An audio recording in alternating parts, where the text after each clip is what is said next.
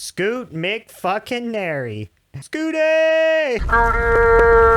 Yeah, his real name is John, but fuck that. That's not important. What is important is Scoot McNairy is fucking awesome. Did any of you out there watch *Halt and Catch Fire*? My god, I still get a little bit emotional thinking about how good he was in that. And how good *Halt and Catch Fire* was. Fuck. Oh yeah, where was I? God damn it, after Scoot narrated the shit out of Season 1 of Narcos Mexico, I was hyped as hell to see him be officially introduced right at the end as ringleader of the DEA agents who are seeking to dish out retribution for the torture and murder of fellow agent Enrique Kiki Camarena. Scoot McNairy's Walt Breslin did not disappoint, and he was one of many reasons I thoroughly enjoyed both seasons of Narcos Mexico. But before we dive into the thick of it, let's be honest with each other for a second here. Wagner Moura's Pablo Escobar is what made Narcos the juggernaut that it is. Without the draw of this infamous crime lord, I didn't think there would be enough appeal left over to keep me interested in a dramatization of Mexico's most infamous cocaine traffickers too. Well, I was thoroughly wrong, because by the end of Season 2, I found myself far more captivated by Diego Luna's Miguel Angel Felix Gallardo than I ever did Mora's Pablo Escobar. So for any of you who think Narcos Mexico is the sideshow, the spin-off that couldn't hold a candle to the original, know that you're mistaken, and you'll have no regrets continuing down this rabbit hole of drug trafficking, political conspiracy, and criminal enterprise. So Luna's Felix Gallardo was an amazing character. I'm sure in real life he wasn't half the man Narcos makes him out to be, but his rise and inevitable downfall was really a thing of beauty. He wasn't outsmarted by the authorities or rival traffickers. He wasn't gunned down in the streets or assassinated in some climactic over-the-top fashion. Ultimately, he was a man who was undone by the very empire and title he built for himself. No matter how smart, powerful, and wealthy you are, the house of cards one has to build in order to get there is simply too fallible for it to last. And that step-by-step process, the way the house of cards was built and collapses, is perhaps the strongest aspect of Season 2. Gallardo clawed and scraped his way to the top of the Mexican drug trafficking industry, screwing over and making deals with anyone he had to. And in that way, he did earn the spot atop his empire. And just when you thought he was untouchable, the partners he elevated alongside himself decided that he wasn't a man worth working under anymore. Why work under a king when you can be kings in your own right? So it wasn't really a betrayal so much as it was simply good business. With no cartel at his back, no money to his name, and no political influence left, Gallardo was simply a trophy to bag and tag for sport and publicity.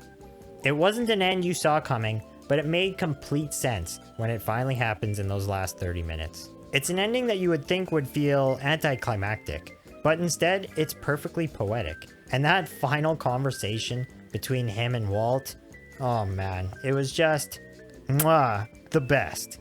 That's the stuff I live for, and that scene made the whole season worthwhile alone.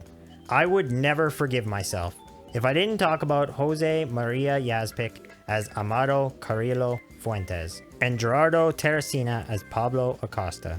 These two were magic when they were on screen together, and each of them had subplots that remained just as engaging and satisfying as the main narrative. Fuentes was just as calculating and ambitious as Gallardo, and with his presence throughout the season being more subtle, it allowed him to come out in the end feeling more dangerous and intimidating than even Gallardo did. And Acosta was a man that you couldn't help but empathize with. A man of honor and integrity who was fully aware he had dug himself into a hole that he could never truly escape. So he chooses to go out with one final fuck you to Gallardo, taking one last stab at his house of cards rather than attempt to run or sell out Gallardo to the authorities. The only thing about this season that felt truly weak to me was the Band of Sisters subplot involving Isabella and Nadina. Isabella really felt like an afterthought, as they didn't evolve or grow her character in any way from the first season. She wanted what she was owed and felt rightfully deserved, so they gave her a female team-up business under the noses of the men. I honestly forgot about it in the second half of the season because they didn't bother cutting back to her or that storyline for a few episodes. And then she just gets betrayed by Nadina anyways. So really, what was the point of Nadina's conflict with her husband? That whole dilemma never really got addressed or solved. It was literally there to give Isabella something to do this season. I would have preferred that entire plot line be cut and the show be one episode shorter. But I guess people would rather have strong female leads that amount to nothing than not have them at all. Oh well, counting them all. 8.5 tons of cocaine out of 10. I don't believe a show like this would have been greenlit or made just a few years ago. Maybe on a premium cable network like HBO, but certainly not on AMC. This story is abstract and elaborate, and like I predicted in my previous discussion, it's one that requires a tremendous amount of patience and respect from the audience. A show like this would have never made it past a producer's boardroom, but now that we've entered the golden age of television, where companies like Netflix, Amazon, HBO, and countless others are funneling billions of dollars into a race for TV superiority, we are being flooded with an ever-increasing quantity of creative, niche, and complex stories. Briarpatch encapsulates this new era of storytelling by throwing us straight into the thick of a political conspiracy involving murder, senators, gun trafficking, and of course, double-crossing agents of every agency. And after now experiencing 3 episodes, I can comfortably say, I still have no clue what the fuck is going on. And shit's getting even weirder, man. But I love every minute of it. There's no training wheels here. There's no drawn-out exposition dumps that are going to spoon-feed you the answers you're most definitely going to crave. The characters here know bits and pieces of what's going on around them, but they're not in a rush to make that clear for us trying to follow along. And that's exactly why watching Briarpatch is going to make you feel exactly like Allegra Dill. It's going to plant you firmly in the shoes of a detective who's been thrown into a real, nuanced, intricate mystery, and now you're going to have to do your best to fit the pieces together just as she does. Each interaction Allegra has with the town's eccentric cast is another piece to the conspiracy you'll be building in your mind. My hope is that each character will be important for one reason or another, that this will be more of a puzzle where each piece has a place and purpose. The conclusion would be so much more satisfying if each of these characters had a key role to play, and a few weren't simply distractions or red herrings. And you can bet your ass that each piece of this puzzle is as fun and over the top as the last. Whether it be Alan Cummings' newly introduced heinous head honcho, Clyde Brattle, or the self-made mogul Jake Spivey, played by Jay Ferguson, each of these characters offer up clues in their own endearing way. It gives this whodunit game a charming and noir-esque atmosphere that I don't think you can find anywhere else on TV right now. And I am so glad that we're now in a time where stories like it are given the money and creative freedom to be told properly. So if you're like me and you have an appreciation for authentic characters over an eventful plot, I think you'll find a lot to love in Briarpatch.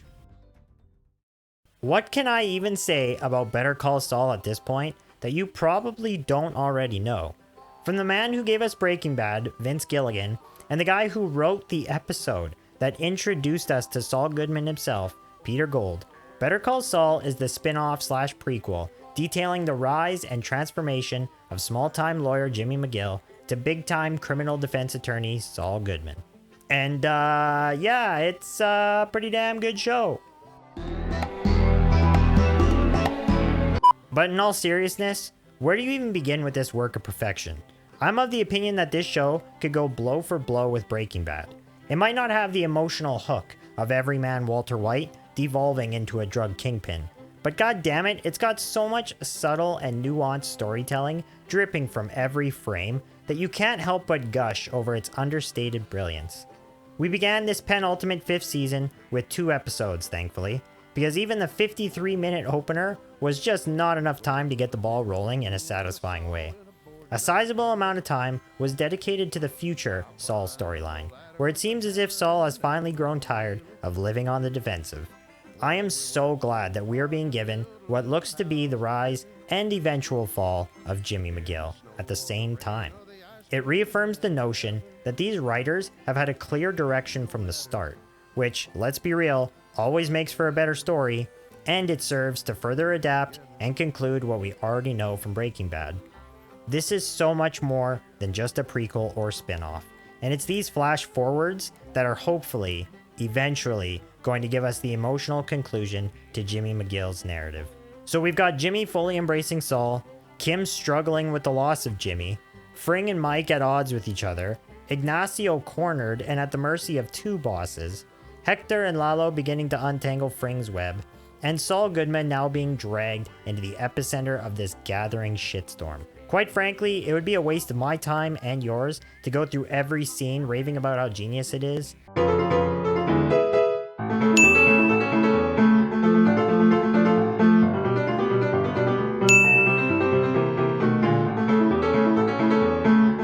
I mean, it's exactly what you'd want as the foundation for the season, and I'd be lying if I said I was disappointed with any of it. If you haven't started watching this show yet, stop whatever you're in the middle of watching and start Better Call Saul instead.